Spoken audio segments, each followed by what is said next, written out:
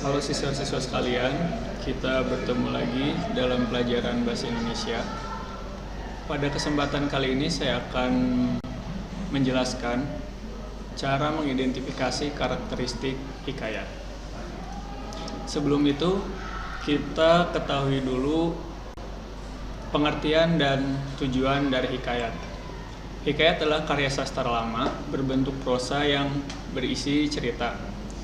Hikayat ini salah satu jenis karya sastra yang termasuk ke dalam jenis prosa fiksi. Untuk pengertiannya,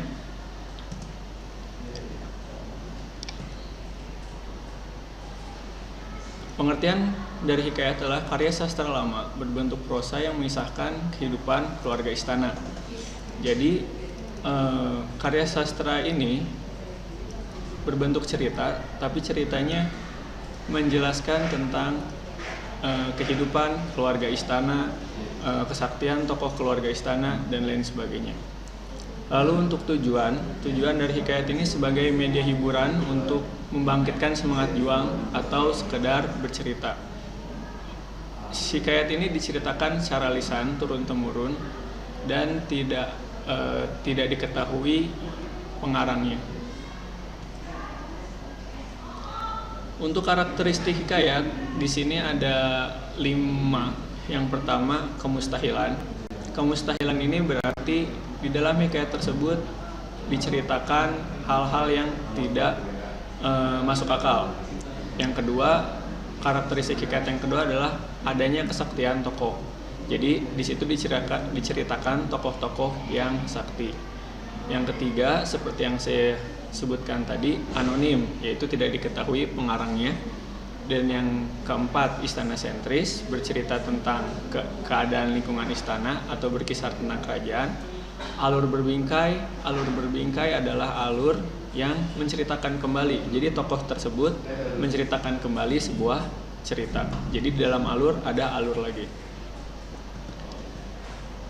Selanjutnya saya akan menjelaskan tentang kemustahilan. Kemustahilan itu berarti hal yang tidak logis atau tidak bisa dinalar. Kita ambil contoh dari cerita hikayat Indra Bangsawan. Di sini diceritakan kemustahilannya itu bayi lahir disertai pedang dan panah. Kutipan teksnya yaitu dalam sebuah cerita hikayat Indra Bangsawan, hatta berapa lamanya Tuan Putri Siti Kendi pun hamilah dan bersalin 2 orang putra laki-laki. Adapun yang tua keluarnya dengan panah dan yang muda dengan pedang. Di sini jelas terjadi kemustahilan, yaitu Tuan Putri Siti Kendi hamil dan kemudian melahirkan 2 orang putra anak. Ketika melahirkan, yang tua lahir dengan memeluk panah dan yang muda lahir dengan memeluk pedang. Di sini jelas ada kemustahilan dalam cerita. Ini adalah karakteristik hikayat yang pertama. Untuk karakteristik hikayat yang kedua, ada kesaktian tokoh. Jadi hikayat ini menceritakan kesaktian para tokoh-tokohnya.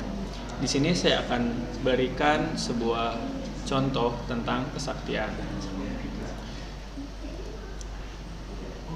Dalam kutipan cerita hikayat Indra Bangsawan, Syahpri mengalahkan Garuda yang mampu merusak sebuah kerajaan. Di sini berarti diceritakan Syahpri ini seorang yang sakti, dapat mengalahkan Garuda dan dengan kesaktiannya mampu merusak sebuah kerajaan. Di sini sudah jelas menunjukkan tokoh tersebut mempunyai kesaktian. Lalu contoh yang kedua, raksasa memberi sarung kesaktian untuk mengubah wujud dan kuda hijau untuk mengalahkan Buraksa. Di sini ada kata kesaktian untuk mengubah wujud dan kuda hijau. Di sini sudah jelas ini menunjukkan kesaktian dalam sebuah hikayat. Untuk karakteristik yang ketiga yaitu istana sentris. Hikayat berlatar atau bertema tentang kerajaan yang diceritakan yaitu kesaktian tokoh, anak bangsawan, anak raja, dan permaisuri atau putri biasanya yang diceritakan di dalam hikayat ini. Dalam hikayat Indra Bangsawan dibuktikan dengan tokoh yang diceritakan raja, anak raja, Raja Indra Bungsu, putra Sahpri yang tadi diceritakan mampu mengalahkan Garuda dan merusak kerajaan, Putri Ratnasari. Kata-kata raja, anak raja, Putri Ratnasari ini jelas berlatar kerajaan, menceritakan tentang lingkungan keluarga kerajaan. Yang selanjutnya yaitu anonim. Anonim berarti tidak diketahui secara jelas nama pencerita atau pengarang, karena hikayat ini diceritakan turun-temurun dari kakek moyang kita, kemudian secara lisan tanpa ada bukti tertulisnya. Jadi biasanya cerita yang tidak tertulis itu pengarangnya tidak diketahui, jadi ceritanya turun-temurun.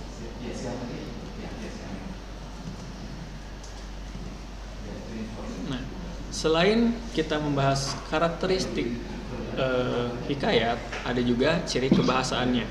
Ciri kebahasaannya yang dominan dalam hikayat ini ada dua, yaitu penggunaan kata arkais dan penggunaan konjungsi.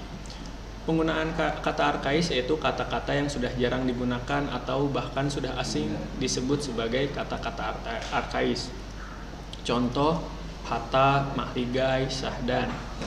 Kenapa ada kata arkais di sini? Karena bahasa yang dipakai dalam hikayat ini lebih dulu daripada bahasa yang digunakan oleh sebelum bahasa Indonesia diresmikan, sehingga bahasanya masih menggunakan bahasa Melayu klasik.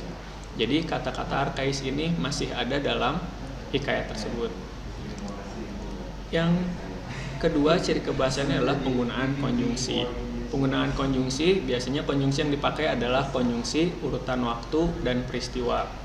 Kalau kita lihat lagi di dalam contoh hikayat, biasanya konjungsi ini di awal kalimat dengan menggunakan urutan waktu. Contohnya setelah, kemudian, lalu, ataupun kata-kata arkais yang tadi saya sebutkan adalah hata.